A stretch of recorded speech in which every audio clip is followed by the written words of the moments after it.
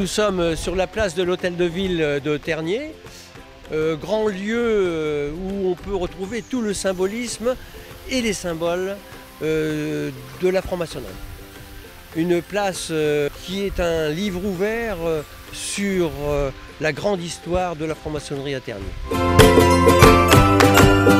Cette fontaine, en fait, c'est un grand bassin circulaire et le cercle symbole de l'univers. Donc à l'intérieur ont été placées des pierres brutes et des pierres dégrossies, ce qui va nous symboliser le profane avec la pierre brute et l'apprenti avec la pierre dégrossie. Le rayon lumineux va éclairer un autre carré lumineux dans lequel va se retrouver 7 dalles, marquant la progression de l'initié. Les 3 plus basses pour l'apprenti, puisqu'il faut au minimum 3 ans pour faire un apprenti, plus ensuite les 2 ans pour faire le compagnon, alors 3 et 2, 5, plus après les 2 dernières, 5 et 2, 7, pour faire l'initiation au grade de maître. À l'origine, avant la rénovation de cette place, ce symbolisme se trouvait sur la façade de la mairie de Tergnier. Nous avons aussi les fameuses références au 7 avec 7 fenêtres. L'initiation là du compagnon fini, puisque nous sommes au grade de compagnon, donc nous avons affaire à un compagnon fini. Nous avons aussi l'arête de ce fronton qui lui symbolise le compas, grand outil, l'outil du grand architecte de l'univers.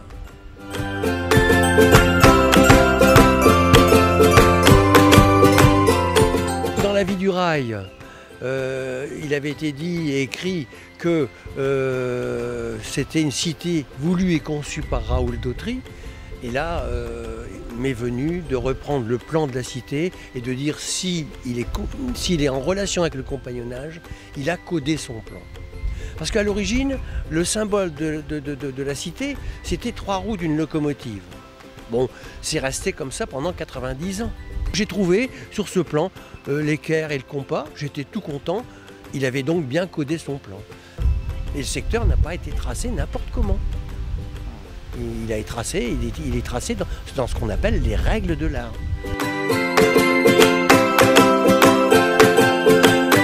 Là, nous sommes place de l'Étoile, marquant l'entrée de la cité des cheminots. Alors là, c'est le grand symbole du fil à plomb avec le belvédère masse du fil à plomb. Le fil à plomb et la masse du fil à plomb, c'est l'œuvre maîtresse de la cité. C'est autour de ça que va s'étaler toute la cité et s'établir l'équilibre. Puisqu'on construit une cité à la mesure de l'homme, la pomme, 7,64. Vous voyez, nous sommes bien ici à 7,64.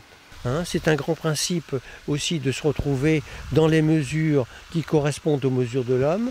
Et nous sommes ici dans ce qu'on appelle les mesures des initiés, c'est-à-dire sur des mesures en rapport du nombre d'or, le 1,618.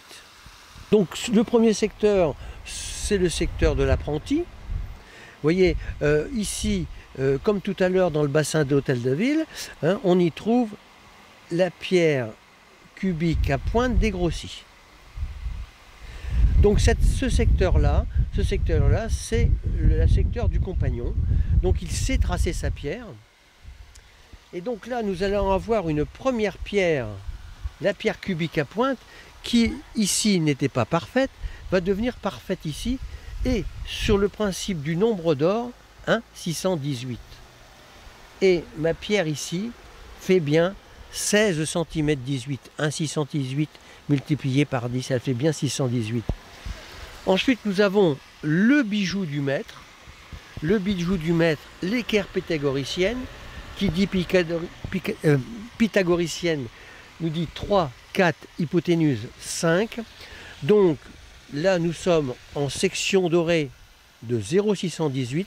Si on prend 5 fois 0,618 coefficient 10, nous allons avoir comme hypoténuse 30,90. Voilà, presque 31. Voilà, nos grands symboles sont géométriques et en plus de ça, ils sont mathématiques en rapport des mesures des initiés. Alors, faut chercher le hasard, faut chercher l'erreur.